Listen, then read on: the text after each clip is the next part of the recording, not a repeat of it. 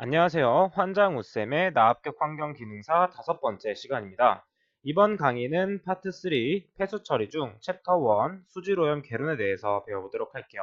먼저 물과 수자원 중 물의 특성에 대해서 먼저 배워보도록 하겠습니다.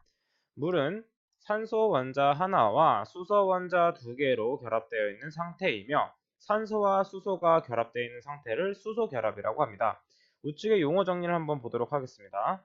수소 결합은 플루오르 산소 질소와 결합되어 있는 수소가 이웃한 다른 분자의 플루오르 산소 질소 원자의 비공유 전자쌍과의 작용으로 생기는 결합이다 라는 걸 알고 계시면 되고, 또한 물 분자와 물 분자가 결합되어 있는 형태를 공유 결합이라고 하는데, 이때 공유 결합이라 함은 전자쌍이 원자 2개에 공유되어 형성된 화학 결합을 뜻합니다.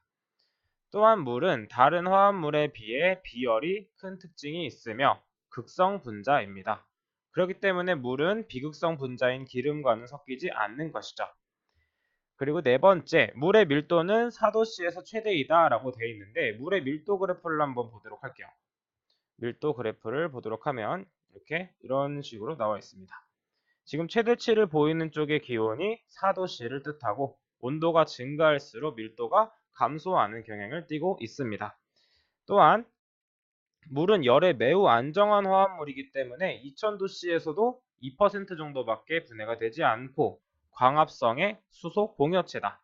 또한 융해열이 크기 때문에 생물체의 결빙이 쉽게 일어나지 않습니다. 즉 체온 유지가 좀 유리하게 되는 거죠.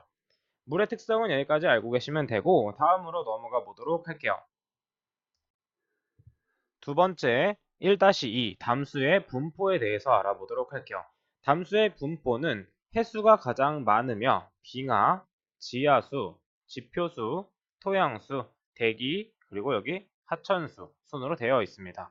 보통 문제에서는 해수 다음으로 많은 것은 빙하다라는 거에 문제가 자주 출제되기 때문에 이 빙하가 해수 다음으로 많다는 건 반드시 암기를 해주시고, 뒷부분은 이런 것들이 있구나 정도만 알고 넘어가셔도 됩니다.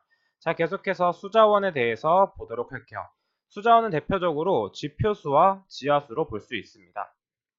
지표수와 지하수의 특징은 서로 비교하면서 정리해 주시는 게 좋고, 먼저 지표수는 말 그대로 표면적으로 드러나 있는 물을 지표수라고 하고, 지하수는 땅속에서 흐르는 녀석을 지하수라고 합니다. 그렇기 때문에 지표수는 유기물이 풍부하며 지하수보다 오염이 심하고 수온 변화가 심합니다.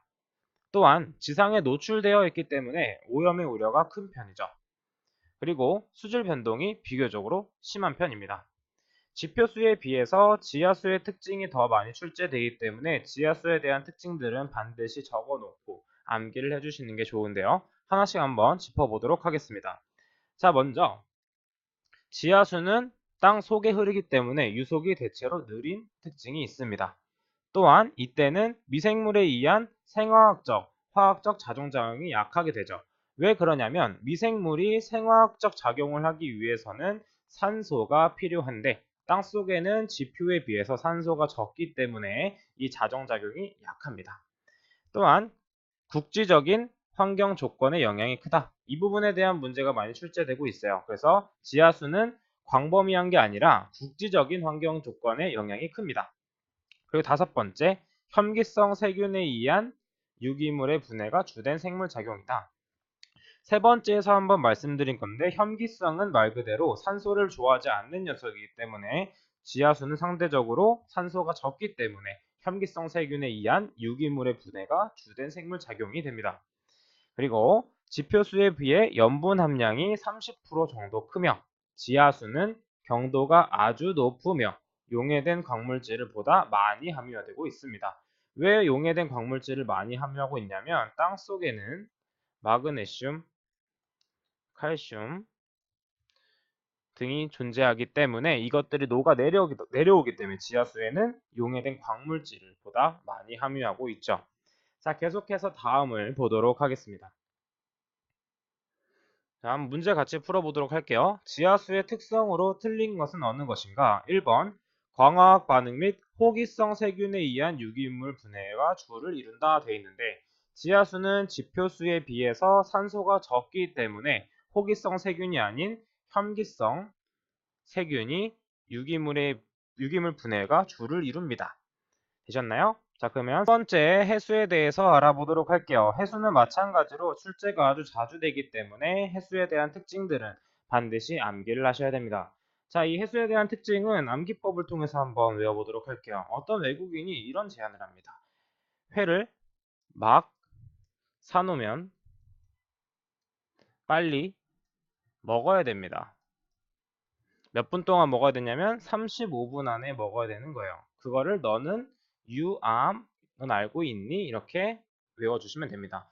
회막은 뭐냐면 해수에 대한 특징을 정리해 보는 거예요. 여기서 막은 뭐냐면 마그네슘과 칼슘의 비율은 몇이냐면 4놔니까 3에서 4가 되고, 이때 82는 뭐냐면 pH가 8.2이다.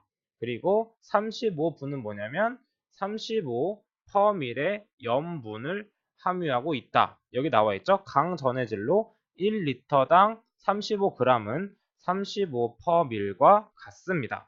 그리고 마지막에 유암은 뭐냐면 여기서 세 번째, 해수의 전체 질소 중 35% 정도는 암모니아성 질소와 유기질소 형태로 되어 있습니다. 그래서 여기서 유는 유기질소, 여기는 암모니아 질소입니다. 이렇게 암기하면 보다 쉽고 정확하게 외우실 수 있습니다. 그리고 옆에 홀리세븐이라는 물질이 있는데 이런 것들이 있구나 라는 것만 알고 넘어가 주시면 됩니다. 마찬가지로 문제를 풀면서 한번 암기법을 한 번 더 정리해 보겠습니다. 자, 해수에 대한 문제가 나왔다 하면 바로 아까 위에서 했던 암기법을 사용하시면 되는데 어떻게 했죠? 회를 막 사놔 빨리 먹어. 몇 분 만에 먹었죠? 그쵸? 35분 만에 먹는 거를 너는 알고 있니? 이렇게 외워주시면 됩니다. 자, 그러면 하나씩 체크를 해보겠습니다. 1번, 해수내 전체 질소 중 35% 정도는 암모니아성 질소와 유기질소이다. 여기 나와 있죠? 35%는 유기성 질소와 암모니아성 질소이다. 2번, 해수의 pH는 약 5.6 정도로 약산성이다. 회를 어떻게 먹어야 됐죠? 그렇죠. 회는 빨리 먹어야 되기 때문에 pH가 약 8.2로 알칼리성입니다. 그래서 답은 2번이 되는 겁니다. 자, 넘어가도록 할게요. 두 번째, 수질화학에 대해서 배워보도록 할게요. 수질화학 쪽은 가볍게 읽으면서 한번 넘어가 보도록 하겠습니다. 먼저 산에 대해서 한번 알아보도록 할게요. 산은 수용액 내에서 수소 이온을 만들어내는 물질로서 강산의 종류로는 염산, 그리고 질산, 황산 등이 있으며 약산에는 대표적으로 아세트산이 있구나 정도만 알고 계시면 충분히 문제를 푸실 수 있습니다. 마찬가지로 염기는 반대로 산은 수소 이온을 만들어내는 물질이었지만 염기는 수산화 이온, 즉 OH 이온을 만들어내는 물질로서 강염기 물질은 수산화 나트륨, 수산화 칼륨, 수산화 칼슘 이렇게 있고 약염기로는 암모니아가 있습니다. 이렇게만 알고 넘어가 주시면 돼요. 계속해서 보도록 할게요. 두 번째, 산화와 환원에 대해서 한번 알아보도록 하겠습니다. 산화란 무엇이냐면 산화수가 증가하거나 산소를 얻거나 전자를 잃는 것. 그래서 산화는 산소를 얻었다고 해서 산화가 되었다라고 알고 계시면 되고, 추가적으로 산화제가 나와 있습니다. 산화제란 무엇이냐면 다른 물질을 산화시키는 것입니다. 즉 전자를 얻는 것이라고 볼 수 있죠. 보통 이 산화제와 환원제를 많이 헷갈려 하시는데 소화제를 생각해 보시면 됩니다. 여러분들이 소화가 안 될 때 소화제를 드시죠. 그러면 소화제가 소화가 되는 것이 아니라 소화제를 먹음으로 해서 우리 자신의 몸이 소화가 되는 것이기 때문에 소화를 도와주는 역할입니다. 즉 산화제는 산화를 도와주는 것이고 환원제는 환원을 도와주는 역할을 하는 것이죠. 계속해서 환원에 대해서 배워보도록 하겠습니다. 두 번째 환원은 산화수의 감소 혹은 산소를 잃거나 전자를 얻는 것으로 볼 수 있습니다. 산화를 알게 되면 환원은 반대이기 때문에 더 암기하기가 쉬울 수 있죠. 자, 세 번째, 혼합 공식에 대해서 배워보도록 하겠습니다. 세 번째 혼합 공식은 자주 출제되기 때문에 반드시 암기를 하셔야 되는 공식 중 하나입니다. 이것은 문제를 통해서 한번 같이 풀어보고 이해해 주시면 돼요. 자, 이제 문제를 보겠습니다. 하천의 유량은 1000m 3승/1, BOD 농도는 26 ppm이며 이 하천에 흘러드는 폐수의 양이 100m 3승/1, BOD 농도는 165 ppm이라고 하면 하천과 폐수가 완전 혼합한 후에 BOD 농도는 무엇인가요? 되어 있는데 지금 혼합식이 여기 나와 있습니다. 이거는 해설이기 때문에 나와 있는 거고 이런 문제를 풀 때는 어떻게 푸는 게 좋으냐면 하천을 그립니다. 그 다음에 하천의 유량을 써보는 거예요. 하천의 유량은 1000이었죠. 1000m 3승/day였고 이때 BOD 농도는 26 ppm입니다. 이때 하천에 흘러 들어가는 폐수의 양이 있겠죠. 이때 그럼 유량이 몇이냐면 100m 3승/day이고 이때의 BOD 농도는 165 ppm입니다. 자, 그러면 이 두 개가 합쳐져서 이쯤에서 혼합이 되겠죠.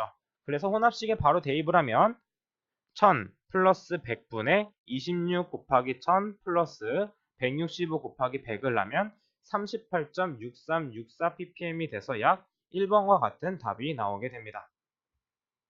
자, 계속해서 다음 넘어가도록 할게요.